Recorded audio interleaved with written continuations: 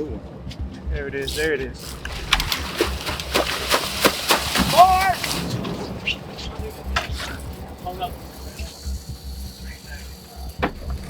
Whoa!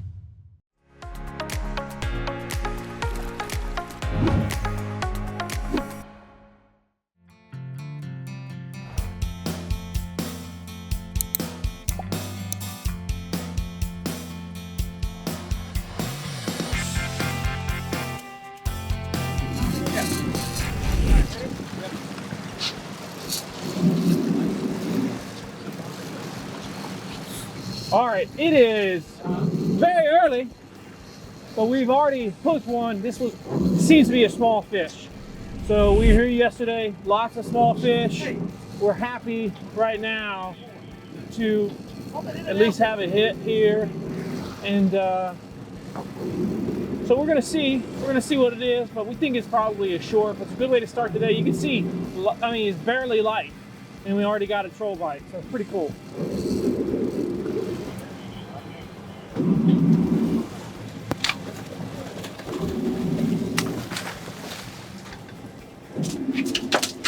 This is yellowfin. Oh, it's a black? How do you tell the difference between the black and the yellow? Because I would have guessed that was yellow. It's the black. And that's really it, the finlets tell you? And then pet fins are shorter. That's a fatty, fat daddy. You be good minded. Oh, geez, sir.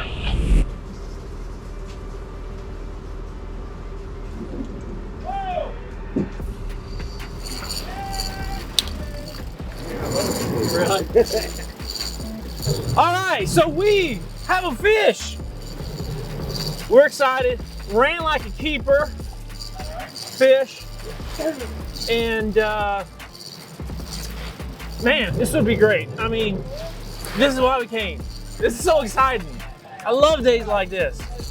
Come on, Nick. Keep it tight, dog. No mercy. Cobra Kai.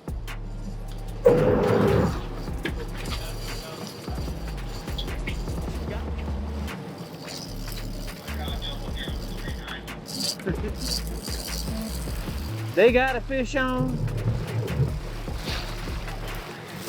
Everybody with the boat is here. Everybody got boats, everybody got fishes.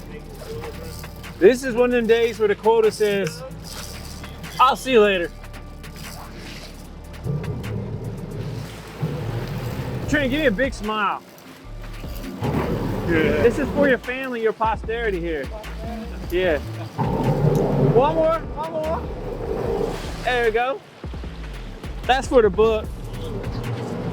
Yeah. Head forward. Keep going.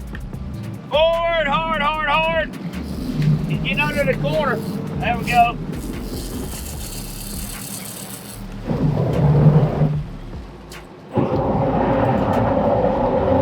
Good job, Cap. Forward.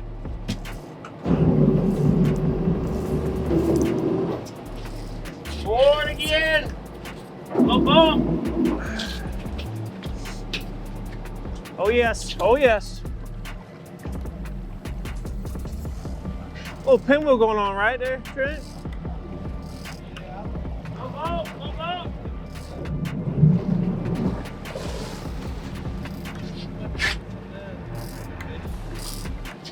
It's a good fish.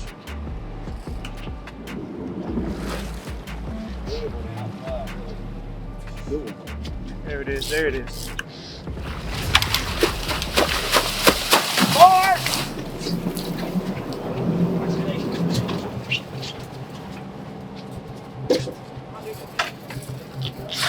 Hold up.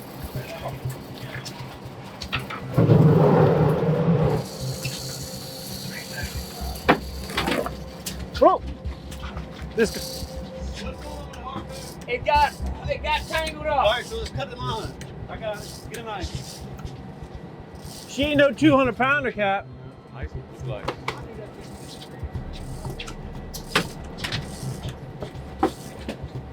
You want me to hold that while you put your glove on? I can smell it even myself, Cap. Coming out of this fish's head. I think this is on the line though. I can feel the line. To me, it's at least 90.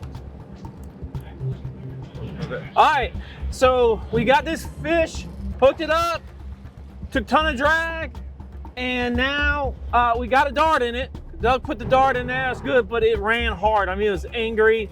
And so dart line got tangled up a little bit there. So we had to cut the stick off of it. So now we're just trying to make it all happen right now. It's the moment right now. It's the moment of truth. This is very exciting. Ryan, you think I ought to get down the dart? Right there if we need it. It ain't going nowhere. I think we can slay him out. Next time, be patient.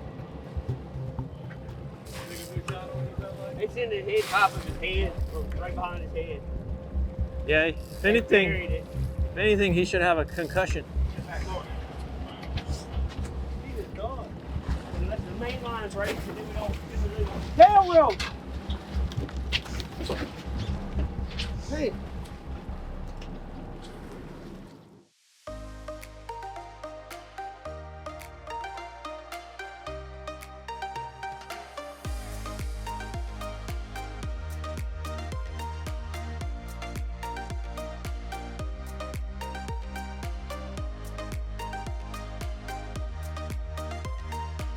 All right, what a great day.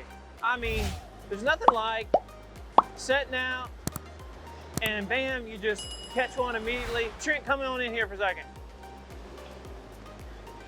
Trent was on the rod and reel.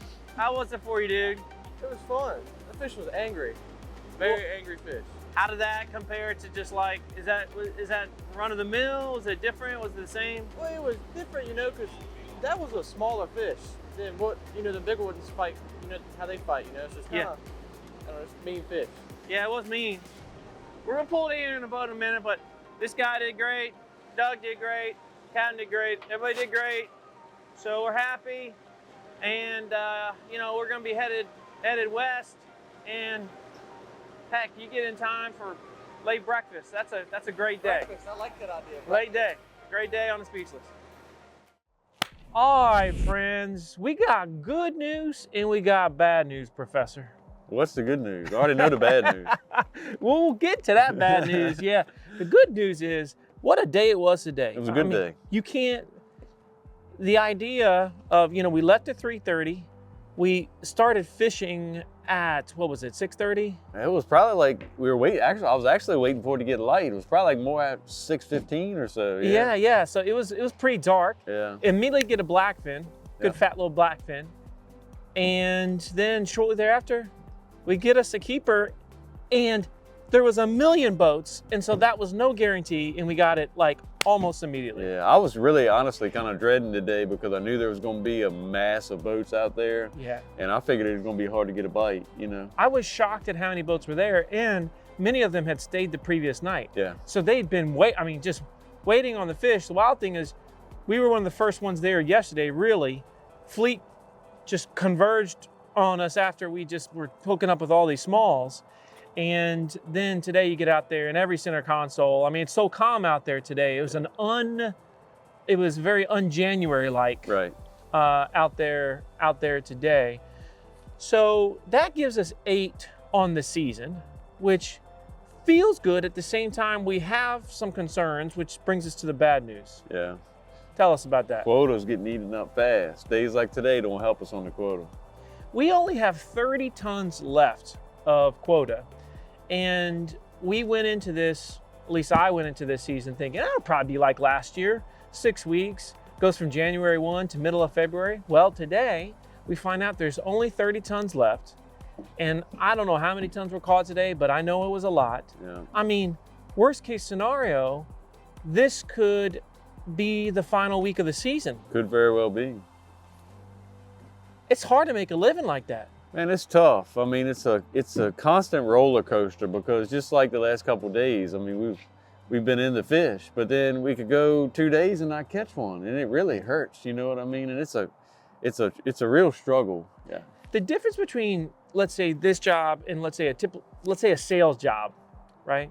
sales job, they say, yo, you eat what you kill and you get paid off a commission. Well, here, you eat what you kill, but the problem is if you don't get out there and get a fish, you're actually losing money. Right. Unlike, let's say, a traditional salesperson, which they lose their time, but you're burning, again, $1,000 a day in fuel and bait, roughly. And so that's why it stings so bad. Yep. If you don't catch a fish. Yeah, and you could make a wrong decision and go the wrong direction one day, you know, and just, it cost you money, you know. Well, even worse, this year has been tough because the price per pound has been bad. Yeah. Well, you want to talk about that for a second? Yeah, but I think we haven't received all of our checks yet, but the highest we've gotten is $7.50 a pound. Yeah, you know, I posted a couple of short videos. Some of y'all, I'm sure, saw it. And, you know, people are like, you only got $7 a pound? And I think the fact that so many watched Wicked Tuna and have this vision of $21 a pound, you know, it's just so unrealistic. We've never seen anywhere close to that. No, not half of that. No, and it's, and you know, that's Hollywood. This is different. We've got other episodes where we've talked about that, and we'll do a wrap up at the end of the season of all of our expenses, what we caught, what we made. You're going to hear it from us.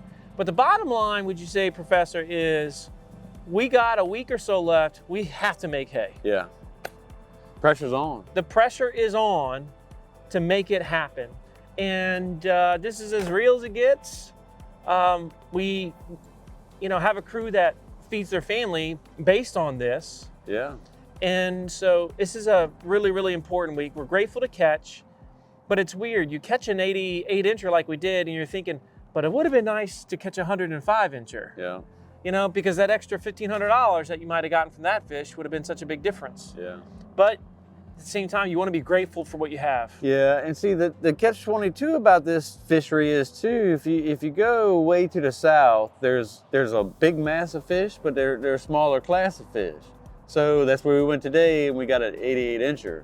But now if you go southeast, like out around the Point area, those fish tend to run larger, you know, 196, 100, 110 inches. But you can't always catch those, you know what I mean? So that's the problem. It's a real battle internally inside of my brain, just trying to figure out what to do. Yeah, it's tough, but we hope that you're able to appreciate the journey that the Professor Captain Ron Edwards is on, as well as the mates, Doug Gray and Trent Edwards, his son. And we're hoping that you're enjoying these episodes and that you continue to follow us, because we're gonna be here all year. And we want you to come join us for charters. We're actually gonna be doing some charters in February for bluefinning.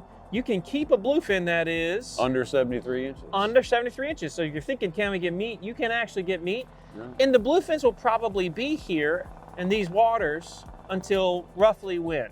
Probably through March. Yeah, so, you know, if you want to do a charter second half of February, beginning of March, there's a good chance you're going to experience that fish of a lifetime. And so we'd love to see you. We're right here, slip number 92 in Manio, North Carolina. As always, everyone, stay salty.